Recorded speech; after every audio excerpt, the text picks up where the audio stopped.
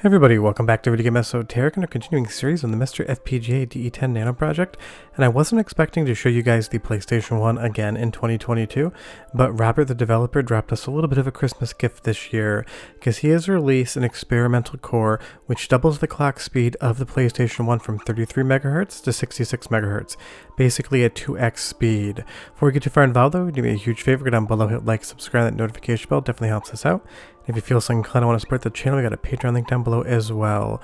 But right as the first example, the title screen of Chrono Cross is all done in engine, and while the examples do vary because it picks through some different ones, you'll see that for the most part, this introductory screen is almost always a slideshow. We're not even in the teens here for frame rate, we have 12 frames a second. And while the intro screen does look quite spectacular and is probably one of the best examples of 3D world building on the PlayStation 1, it certainly isn't running at any decent speed.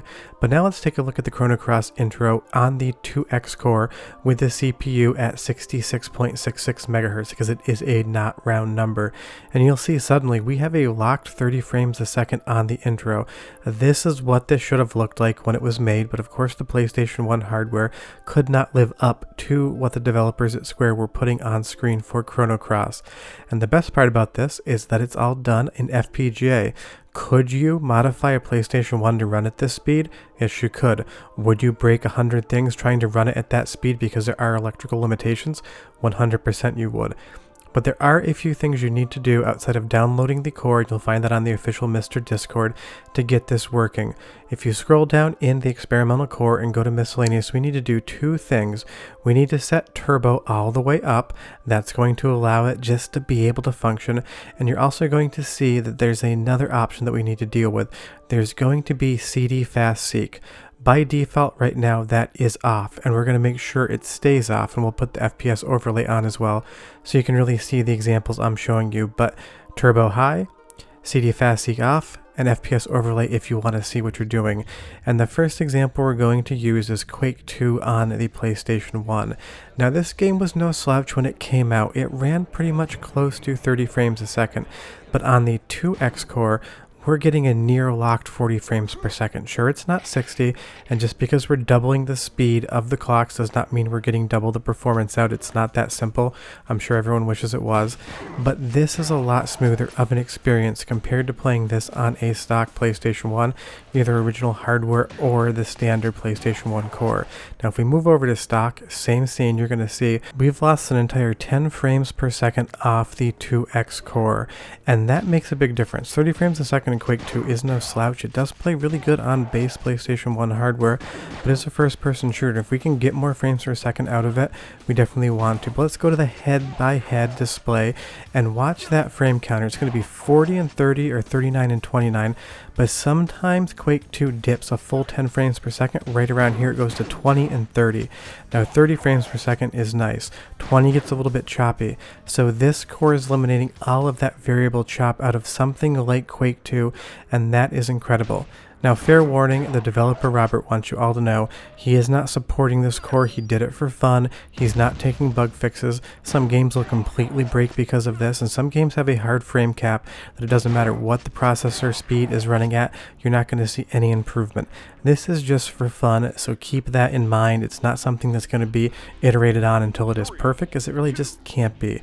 But let's take a look at one of the two Need for Speed games in this example, and we're starting off on the stock PlayStation 1 core, and we're doing this in first person view as well so you get a sense of the speed. The frame rate's not bad. We're getting 31, 41, 49, somewhere in the low 30s to high 40s. That's not that bad of a frame rate, but you can definitely tell that it's not the most fluid thing. But if we move over to the 2X core, suddenly we're in the low to mid 50s, and every once in a while you will see that frame counter hit the 60 mark. It's just a much more fluid experience in games that allow you to have that uncapped frame rate. And again, if we do a side-by-side comparison, 2X on the left, standard on the right, you're going to see we're running like 8 to 15 frames per second ahead of the stock core, depending on what is on screen. But that fluidity, you can't not see that. The numbers are one thing, the sense of motion and speed are the other. The fact that I crash at the same spot is just kind of convenient. But let's move over back over to the 2X core and just kind of keep playing around with it a little bit more, because there's even some more dramatic examples of what this core is genuinely doing, and it is so much fun that Robert's developing these extra little bonus cores to go alongside the main PlayStation 1 core.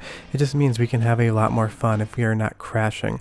But the other Need for Speed game, we're doing a side-by-side at the start, and you'll see it's 51, 52, it's matched, but the minute we start driving forward, you're going to see the frame rate on the right start to lag behind.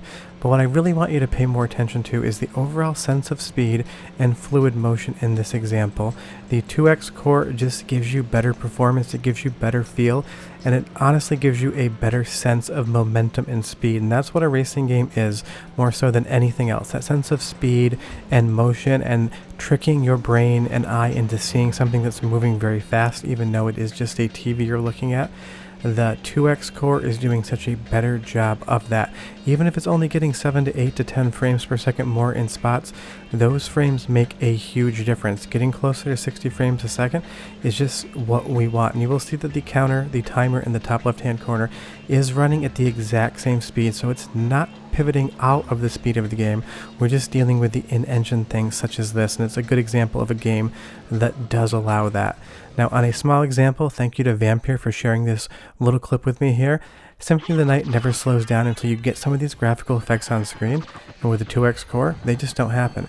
Is it that big of a deal? No, it isn't whatsoever, but it's a fun example to show you guys as to what this is really doing. Now, another example, and the most dramatic one, is Revolt, and thanks to El Taquito over on the Discord chat, as well as one of my subscribers, for telling me to play this game, because I kind of forgot it existed. And on the stock PlayStation 1 core, or on stock PlayStation 1 hardware, this game is a slideshow. It's running in the teens, if not lower. Really fun game to look at in still images, but when you're playing it, it is a janky, stuttery mess with a lot of frame pacing issues. But if we go over to the 2X core, suddenly you're going to see we really are getting 2X, if not better, frames per second performance.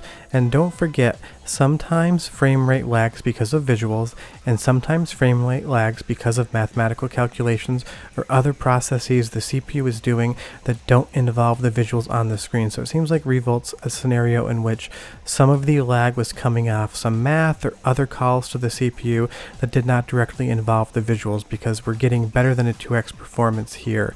And if we put them side by side, you're going to see how dramatic it really is. On the left, the game is fluid. It feels playable. It's something you want to experience. On the right, it is a choppy, stuttery mess. And it would be like that on original PlayStation 1 hardware as well, but I am capturing MiSTer versus MiSTer here. This is not a versus thing. I'm just saying I'm using the MiSTer on both examples. But this is just incredible. At some points in time, this on the left is triple the speed. But let's move over to something a little bit different. Strider 2. First playing it on the stock PlayStation 1 core.